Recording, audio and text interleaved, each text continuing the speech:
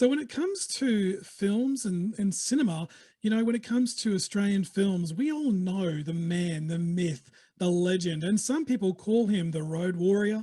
That's right, ladies and gentlemen. Naturally, I'm talking about Mad Max. Now, we may know this character pretty well, but what you don't know is for a limited time within Australian cinemas, we're going to be greeted with a very exciting film called Beyond the Wasteland, which is actually a documentary feature which talks about not only the man himself, Mad Max, but the film also takes a deep look into the fans within Australia and how the film has actually impacted them a great deal. This film will be available exclusively from February the 5th, leading up to 12th of March across Australia. And I'm very excited to announce joining me right here, right now, is the film's director, writer, and producer. And I know for a fact that he's got more involvement just in those three credits. Joining me this evening is Eddie. Eddie, how you doing tonight?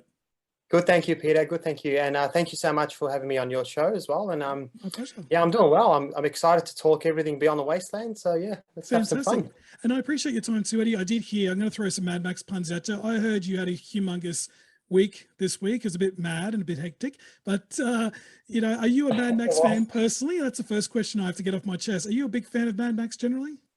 Look, Peter, I'm definitely a Mad Max fan. I'm almost a huge Mad Max fan. Probably not a super fan as much as you see with these guys and girls, in Beyond the Wasteland. Yes. But I do enjoy all four films. I'm looking forward to the next installment. I love the fact that it's an Australian film. It's we've obviously planted the seed for Beyond the Wasteland, and we're happy to showcase, the Mad Max franchise, the culture, and I've also been recruited or attempted to be recruited to the Wasteland. So I've got Yes. my Mad Max leather jacket. So I'm slowly working my way through the Tremendous. costume, which I think no one will ever see, but we'll we'll see how we go. I was hoping you'd wear it during this interview, but we'll have to save that for another time. And, do you have any sort of personal or fond memories of when you first saw the original Mad Max film, whether it was on DVD or VHS? How did it sort of impact you? Or do you have any sort of memories relating to that first viewing, if you will? Yeah, definitely. I think the first time I saw it was in the mid-90s. So I was born in the mid-80s, so I would have been nine or 10 at the time. It was definitely a blockbuster video VHS, 7 weeklies for $7 sort of time. Yes. And it was just, and I've always been a fan of Mel Gibson as well. So I've always had to, I mean, most of us are, most of us aren't, but no, I think I do remember it. And I remember it was definitely R-rated, or at least, not made, not sort of, produced for the younger audiences. But there's always ways you can sneak around with your brothers and find a way to watch it. But Absolutely. yeah, I just admired the fact that it was this real, this kind of badass guy with a black car just driving around, through the outback, Yeah. almost just like trying to catch all the bad guys. And that was something different for us. Yeah. And other than that, so it's always been a fan. Very, very cool. So you kind of answer that, then my next question, just that little bit. I mean, look, you can make a documentary on so many Australian films. I mean, you could have made a documentary about Muriel's Wedding, The Castle. I mean, there's a lot of great films out there. What inspired you to focus on Mad Max, but not only Mad Max, as far as its success and the films that have been released, but you've also focused on its fans. What birthed that idea from you to make this film? So this all began in August of 2018. A good friend of mine, Bertrand Goddard, who's one of the super fans or the stars of the documentary, he played Clunk, who's is a member of the Toe Cutter gang, and he also designed all the motorbikes, the fairings. So he calls me up and he's like, "Ed, what are you doing? I hope you're sitting down. I've got this really cool idea for a project. In the beginning of 2019 is going to be all these 40th anniversary Mad Max events." Wow. And it was always supposed to be just following Bertrand, with a series of, either short clips or social media videos from Queensland all the way to Clunes, and then whatever happens from there. Yeah. So my producing partner, Phil Lambert, and I decided to have almost research the industry, or at least research the culture and the fans and see what was going on. And it just blew us away, because it wasn't just about a couple of people meeting, in the outback somewhere or near, or at some of the Mad Max locations. There was a global following. It became this global phenomenon. And from there on, it was always following Bertrand's journey, in honor of Bertrand. And at the time, he was diagnosed with stage 4 leukemia. So this was, important for him and important for me. Yeah. to just have, that one last sort of trip, Yeah. to the Wasteland, I guess. And then from there it grew and grew, and it became, yeah, we went overseas and we met some super fans there, and Yeah.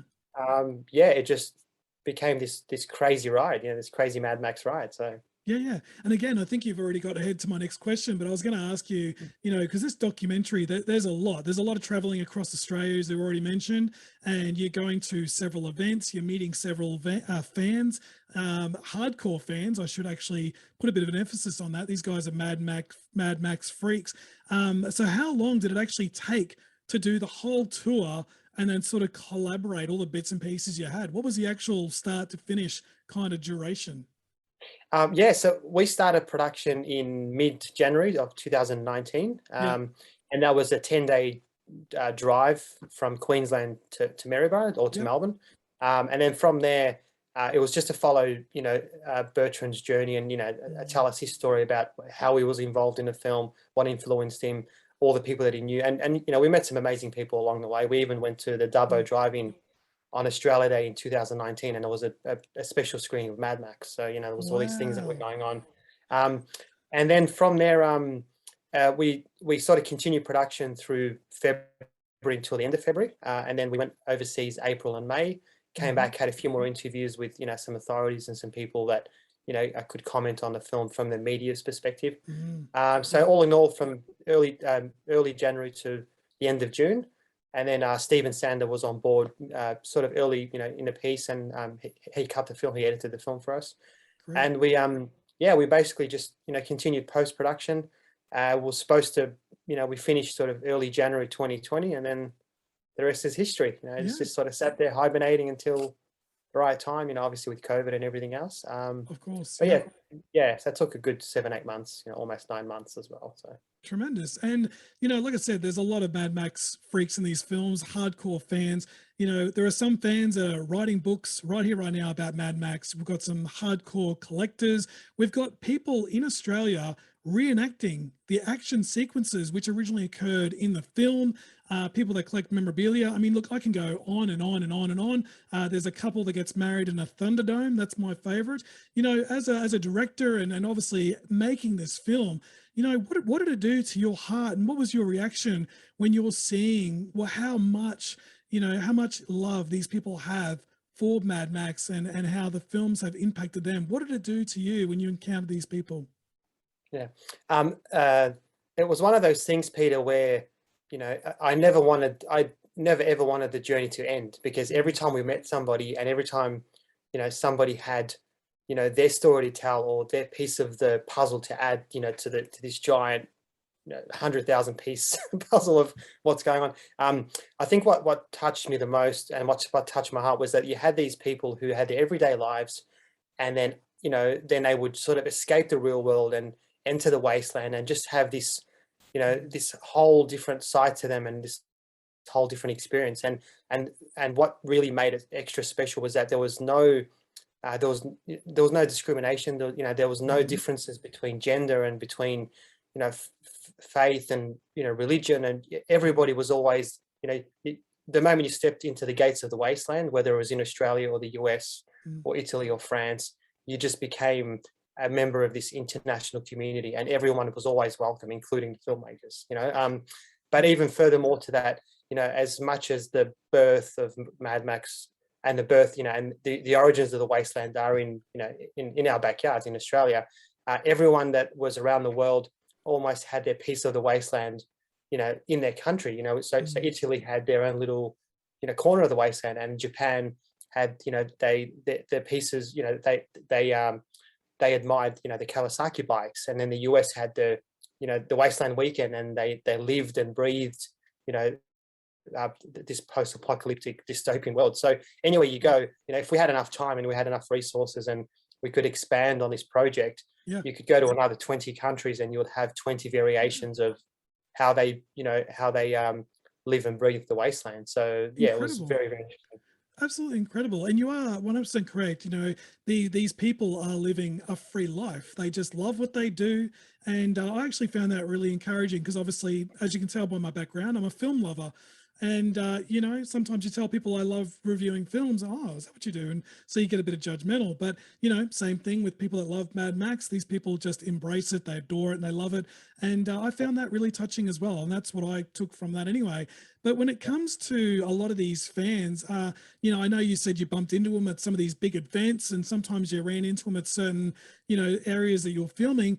But you know, how do you find a lot of these people? And even for this documentary, did you put out a, you know, a bit of a call out on the internet? Did you join social media groups and look for certain people in certain states? You know, where did you find a lot of these people that are in this film?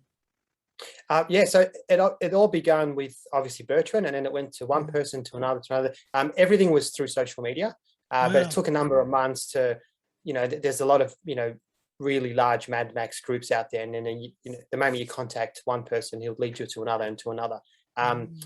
and it just grew and grew. But it got to a point where we had to really narrow down the people that were almost super fans, or the people that really lived and breathed Mad Max. You know, there's a lot of Mad Max fans out there, Yeah. and some even just, you know, might have a poster collection, or might have a, you know, play video games, or, you know, or just know this, you know, all the scripts word for word, all the films word for word. But yeah, we sort of got to a point where we wanted to, you know, focus on specific countries that really had an impact, not just as fans, but also in the film. You know, so Japan had the Kawasaki bikes, and that was really Yes. what you know, what really evolved and what really put, you know, the Japanese motorcycle market on the map.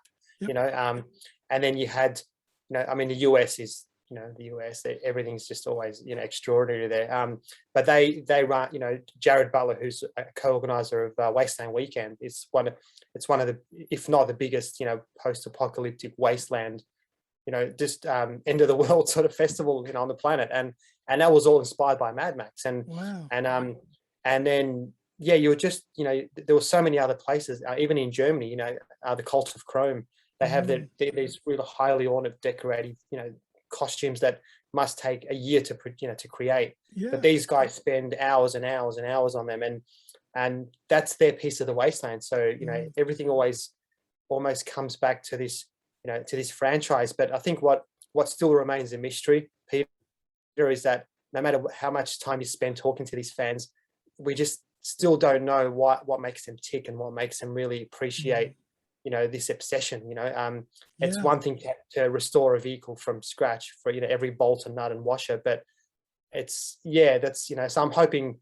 and we've sort of left that open, so I'm hoping that the viewers who watch the documentary will, will take something out of that, you know, for themselves, and will sort of um, almost get a better understanding of, you know, of what is going on, you know.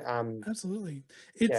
It's sorry to interrupt. It's definitely impossible to watch this film and not take something away from it. That I can assure you. Having seen the film, which I've been very honoured to screen, it touched my heart, and I'm very confident that many cinema and movie lovers are definitely going to take away something, if anything, a very large piece of something from this film. It definitely resonates in whether you love golf or whether you love cinema or certain films. It's definitely going to impact its audiences, which I really admired your work on that.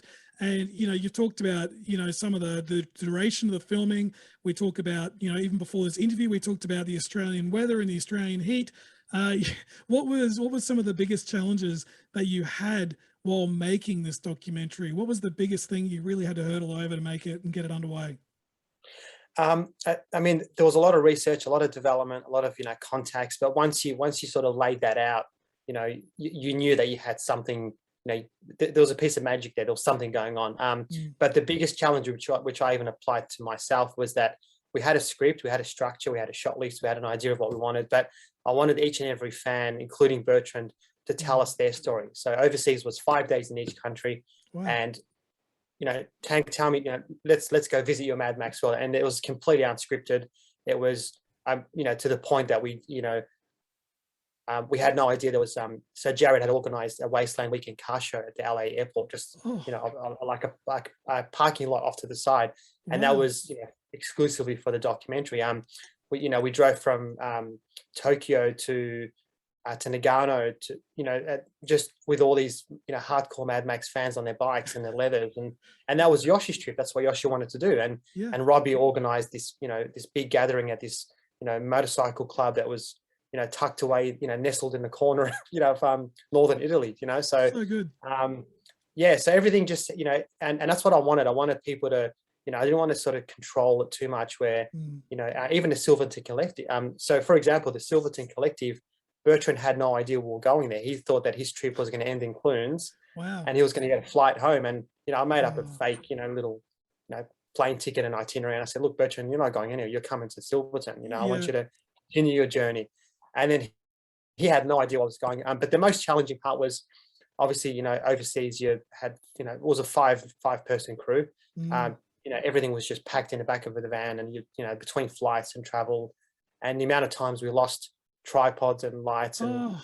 part the cameras and, you would get it recovered, a week later when you've already Mhm. gone to the next country. But also the weather. I think the weather was, the heat Mm. was had a huge impact, especially shooting a film in a desert in summer, Yeah.